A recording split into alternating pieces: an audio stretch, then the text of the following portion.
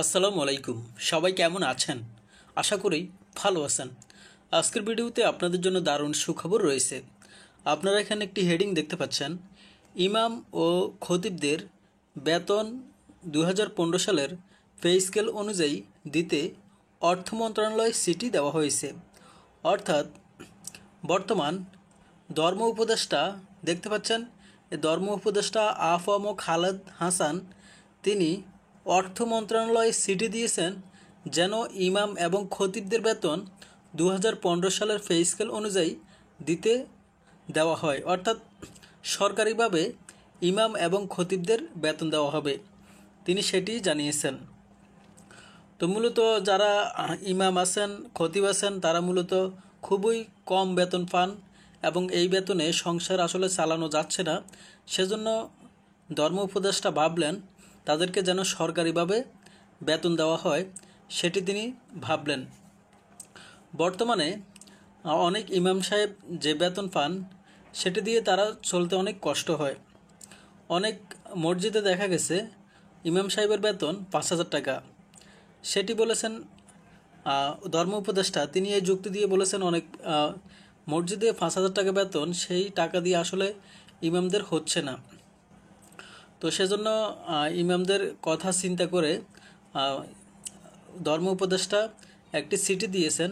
সেই চিঠিতে বেতন অবশ্যই 2015 সালের পে স্কেল অনুযায়ী দিতে হবে সরকারিভাবে বেতন, সেটি তিনি উল্লেখ করে দিয়েছেন। আমরা একটু বিস্তারিত জেনে আসি। সরকারি স্বায়ত্তশাসিত আধা সরকারি ইমাম ও খতিবদের বেতন যাতে 2015 সালের পে স্কেল অনুযায়ী দেওয়া হয়, সেজন্য অর্থ মন্ত্রণালয়ে চিঠি দেওয়া হয়েছে বলে জানিয়েছেন ধর্ম উপদেষ্টা আফম খালেদ হাসান। অর্থাৎ তিনি অলরেডি আপনাদের জন্য চিঠি দিয়ে দিয়েছেন। সেটি কতটুকু বাস্তবায়ন হয়েছে আমার চ্যানেলের মাধ্যমে জানতে পারবেন অবশ্যই, সেজন্য চ্যানেলটি সাবস্ক্রাইব করে রাখুন। তো দেখতে পাচ্ছেন, তো তিনি রোববার 29 জুন তিনি সেই কথাটি জানিয়েছেন যে দেওয়া হয়েছে। উপদেষ্টা জানান, ওয়াক্কাফে যে মসজিদগুলো আছে সেগুলোতে 2015 সালের পে স্কেল অনুযায়ী বেতন দেওয়া হবে, অর্থাৎ সেটি দেওয়া হবে, তিনি জানিয়ে দিয়েছেন। তিনি বলেন, ফেব্রুয়ারিতে নির্বাচন হলে আমি চলে যাব, তবে যাওয়ার আগে ধর্ম মন্ত্রণালয়, ইসলামিক ফাউন্ডেশন ও ওয়াক্কাফের সংস্কার করে দিয়ে যেতে চাই। ওয়াক্কাফের মামলাগুলো খুব দ্রুত যাতে নিষ্পত্তি হয় সে ব্যবস্থা নেওয়া হয়েছে। ওয়াক্কাফের কার্যক্রম আমরা ডিজিটালাইজ করব। তো তিনি এখানে একটি আশঙ্কার কথা জানিয়েছেন যে তিনি আসলে ফেব্রুয়ারি পর্যন্ত দায়িত্ব থাকবেন। এরপরে বিএনপি বা অন্য যে কেউ আসুক, তিনি অন্য কেউ কোনো দল ক্ষমতা আসার আগেই তিনি সংস্কার করে যাবেন যে ইমামদের বেতন 2015 সালের পে স্কেল অনুযায়ী যেন দেওয়া হয়, সেই সংস্কারটি তিনি করে যাবেন ফেব্রুয়ারির আগেই।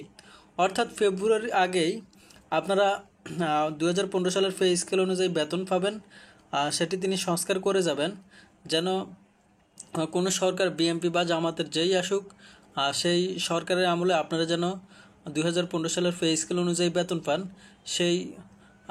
সেই সংস্কার তিনি করে যাবেন। তা আসলে কি ইমাম সাহেবদেরকে সরকারিভাবে বেতন দেওয়া দরকার কিনা আপনারা কমেন্ট বক্সে জানিয়ে দিন। আর ভিডিওটি ভালো লাগলে একটি লাইক দিয়ে দিন আর চ্যানেলটি সাবস্ক্রাইব করে রাখুন।